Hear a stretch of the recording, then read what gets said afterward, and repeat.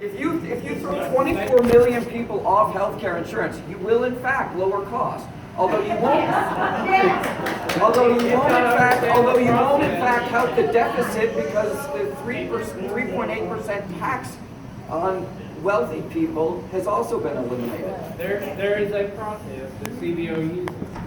They establish a baseline. The baseline that CBO used in that score on the 24 million people assumed that there are already 7 million more people on Obamacare. It's the methodology they use. So there was a 7 million number discretion in the numbers before they even made the calculation, but they're using the CBO baseline.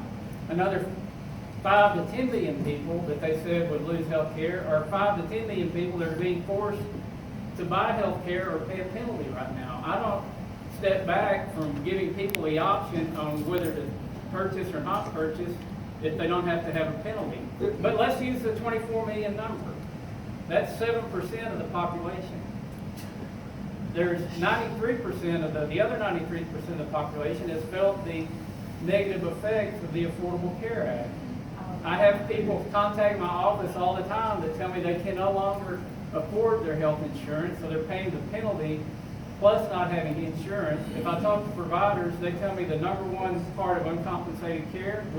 What's the number one uncompensated care where you work now? Well, young people who don't pay for health insurance until they're sick. Or people who have health insurance, they can't pay the deductible because the deductibles are so high. They're going to the doctor, but they can't pay the deductible. One of the problems is, and this has been a great source of disinformation, if you look at the rise of premiums in healthcare, premiums have been rising for 30 years. Yes. With and without Obamacare. And what part of the disinformation is that people conflate all the problems of healthcare to Obamacare. And that's not true. Obamacare is a marginal extension of insurance to people who are dreadfully underinsured, and I've seen that change, and those people get better health care. Now, the simple fact is, your bill cuts over $700 billion in healthcare expenditures. That money's going to come from somebody. And I think it's going to come from the people that were previously covered under Obamacare, who will likely have a reduction in their health care. Those are the numbers. And the CBO is a very sobering estimate for people who rely on health care. And I would say Arkansas had a 10% drop in the number of people who were uncovered, who got health care insurance. Was it perfect? No. Could it have been improved? Yes. What I would say that Congress needs to do is fix Obamacare. It's a Republican origin. It's a lot like Romney here in Massachusetts. I'm all in favor of introducing market incentives. I'm all in favor of any of a number of brilliant healthcare ideas that could be added incrementally to Obamacare. Wholesale slashing of healthcare expenditures while you cut the tax on rich people that paid for it is not the way to do it. Yes.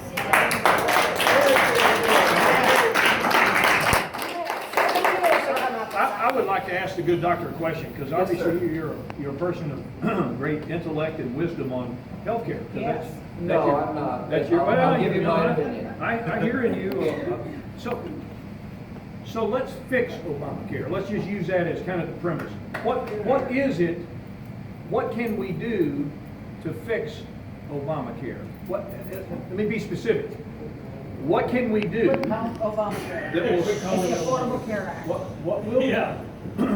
What can we do that will stop the flagrant increase in deductibles, and in many cases the flagrant increases in premiums for a large percentage of our population that liked their health care plan and lost it? Okay, so what can we do? I'll happily tell you that. First of all, we can stop conflating increases in premiums and deductibles with Obamacare. It's part of the healthcare system as a whole, which has been going on for 30 years. And as a matter of fact, premium rates have decreased since 2011, not increased. So if you want to know how to fix it, I'll tell you some very clear ways.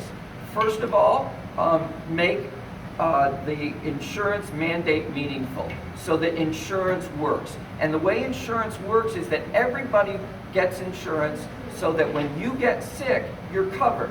You don't just wait until you're sick to buy insurance. I can't tell you how many people I've seen said, no, I didn't bother to buy insurance, but now that I'm sick, go ahead and give it to me. You need to spread the individual mandate. Everybody's got to contribute. It's a collective. That's what insurance is. We're all in this together, and we all have to have insurance so that when each one of us is sick, we get taken care of. Secondly, have national health insurance markets. Make those markets competitive so that if I want to get insurance from a company anywhere in the country, they have to compete for my business on healthcare markets. And the way you have to do that is you have to mandate what insurance companies cover. Otherwise, they'll give you a 30-page book in which the fine print basically excludes anything you really need, and it'll look cheaper. I can't understand my insurance policy, and I don't expect people on markets to do it without clear mandates on what you need. So everybody's got to have insurance.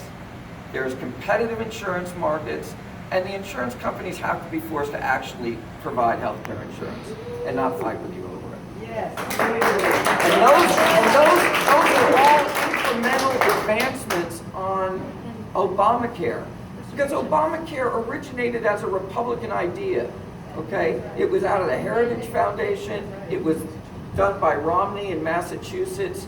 You know what? Let's abandon pride. Just say we have this system. There are a lot of great Republican ideas for introducing market forces that could make it much better.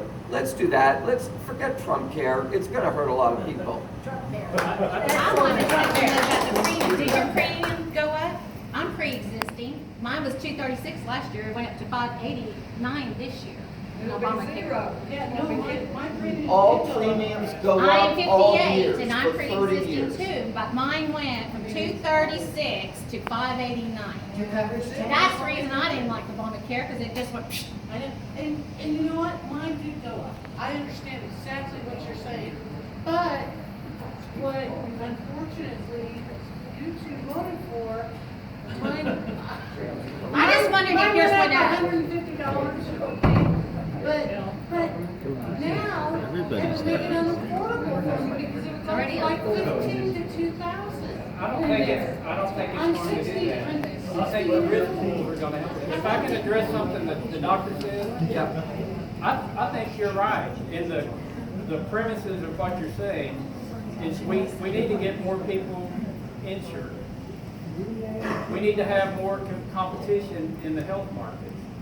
The difference is Obamacare tried to do that, but it tried to do it with government mandates. What we're proposing is to do that with market incentives. By raising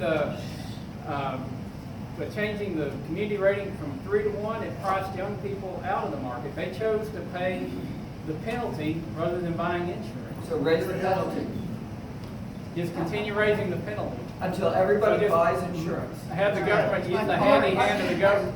The heavy hand of the government to force Can I tell you people. something? I You have to appreciate pay. nobody who is of Republican inclination likes the idea of the government telling them what to do. I don't like it. The competing forces are this. No one also likes the idea of insurance companies telling them what to do. In the words of Justice Louis Brandeis, big is the problem. Big government, big insurance. So how do you navigate that? I'm going to say that sometimes you have to make a little bit of compromise. When I grew up in California, they passed a law that said everybody had to have auto insurance. And you know what? That was government imposition of its will. It actually works fine. So you have a lot less chaos, you have a lot less people that aren't insured, milking the system, and all I can tell you is some compromises on those principles, which is, for example, what Medicare is based on, works. And it's okay to modify it, it's okay to make it work better, But that basic idea that government should specify the conditions you need and should help the people that can't afford it and should specify that you can't take into account pre-existing conditions, it works.